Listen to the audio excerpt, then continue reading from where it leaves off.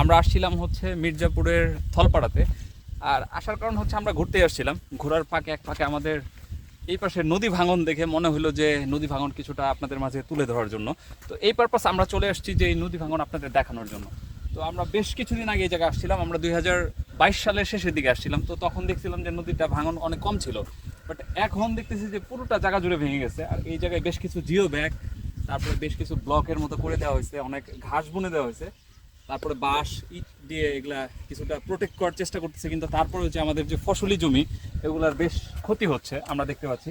যাই হোক, আমরা এই জায়গাটা বেশ কিছু সময় এই জায়গায় ছিলাম এবং এই জায়গার পুরোটা জায়গার আমরা এই পাখির চোখে ড্রোন ভিউয়ে দেখছি এবং আপনাদের দেখানোর চেষ্টা করব।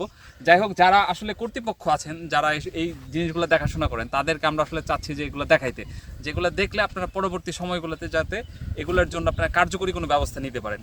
যাই হোক, সবাই ভালো থাকবেন, দেখা হবে আবার নতুন কোনো ভিডিওতে। সেই পর্যন্ত সবাইকে আসসালামু আলাইকুম।